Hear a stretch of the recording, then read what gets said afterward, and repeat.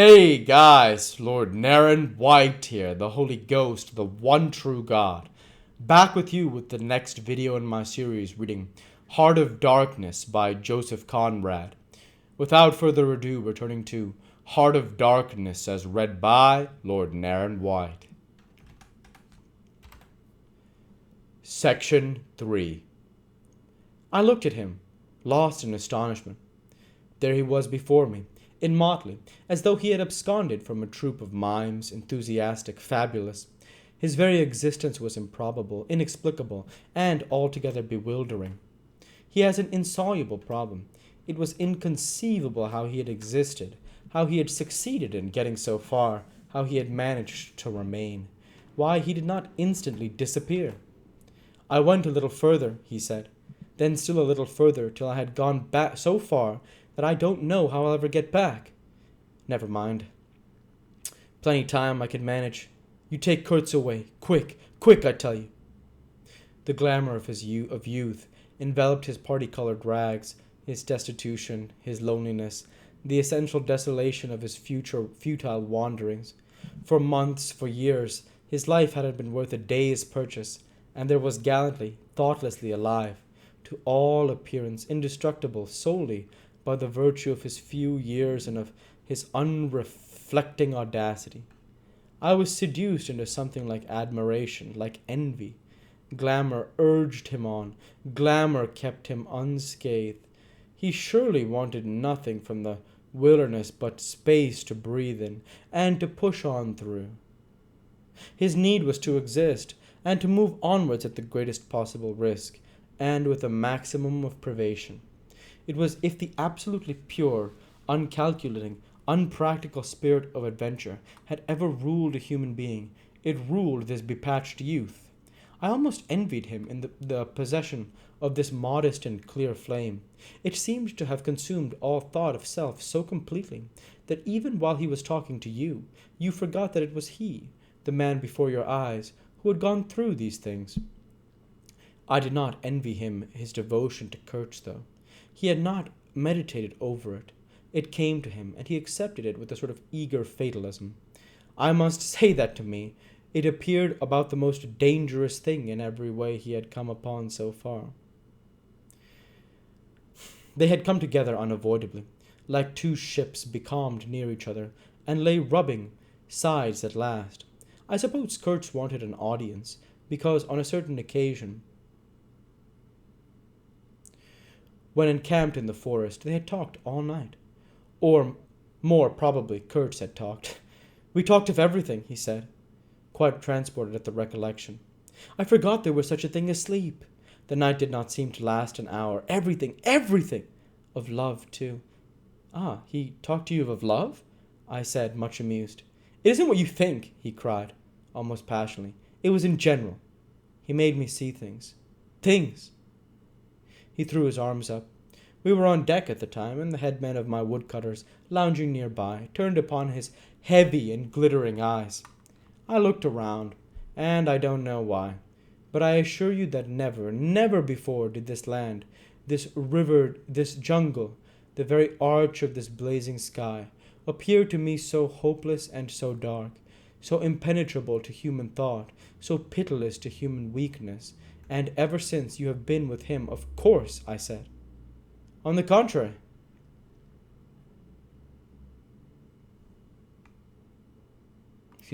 On the contrary, it appears their intercourse had been very much broken by various causes. He had, as he informed me proudly, managed to nurse Kurtz through 2 illnesses. He alluded to it as you would some risky feat, but as a rule Kurtz wandered alone, far in the depths of the forest, very often coming to this station. I had to wait days and days before he would turn up, he said. Ah, it was worth waiting for, sometimes. What was he doing? Exploring or what? I asked. Oh, yes, of course. He had discovered lots of villages, a lake, too. He did not know exactly in what direction. It was dangerous to inquire too much, but mostly his expeditions had been for ivory. But he had no goods to trade with by that time. I objected. There's a good lot of cartridges left even yet, he answered, looking away. To speak plainly, he raided the country, I said. He nodded. Not alone, surely. He muttered something about the villages round that lake. Kurt's got the tribe to follow him, did he? I suggested. He fidgeted a little. They adored him, he said. The tone of these words was so extraordinary that I looked at him searchingly. It was curious to see his mingled eagerness and reluctance to speak of Kurt's. The man filled his life, occupied his thoughts, swayed by his emotions. What can you expect? He burst out. He came to them with thunder and lightning, you know, and they had never seen anything like it. And very terrible. He could be very terrible. You can't judge Mr. Kurtz as you would an ordinary man. No. Just to give you an idea. I don't mind telling you he wanted to shoot me, too, one day. But I don't judge him. Shoot you? I cried. What for? Well, I had a small lot of ivory the chief of that village near my house gave me. You see, I used to shoot game for them. Well, he wanted it and wouldn't hear reason. He declared that he would shoot me unless I gave him the ivory and then cleared out of the country because he could do so, and had a fancy for killing it. And there was nothing on earth to prevent him killing whom he jolly well pleased. And it was true, too. I gave him the ivory. What did I care? But I didn't clear out. No, I couldn't leave him. I had to be careful, of course, till we got friendly again for a time. He had his second illness then. Afterwards I had to keep out of the way, but I didn't mind. He was living for the most part in those villages on the lake. When he came down to the river, sometimes he would take to me, and sometimes it was better for me to be careful. The man suffered too much. He hated all this, and somehow he couldn't get away. When I had a chance, I begged him to try and leave while there was time. I offered to go back with him, and he would say yes, and then he would remain, go off on another ivory hunt, disappear for weeks, forget himself amongst these people, forget himself, you know. Why, he's mad, I said. He protested indignantly. Mr. Kurtz couldn't be mad. If I had heard him talk only 2 days ago, I wouldn't dare hint at such a thing. I had taken up my binoculars while we talked, and was looking at the shore, sweeping the limit of the forest at each side and at the back of the house. The consciousness of there being people in that bush, so silent, so quiet, as silent and quiet as the ruined house on the hill, made me uneasy. There was no sign on the face of nature of this amazing tale that was not so much told as suggested to me in desolate exclamations, completed by shrugs, in interrupted phrases, in hints ending in deep sighs. The woods were unmoved, like a mask, heavy, like the closed door of a prison. They looked with their air of hidden knowledge, of patient expectation, of unapproachable silence. The Russian was explaining to me that it was only lately that Mr. Kurtz had come down to the river, bringing along with him all the fighting men of that lake tribe.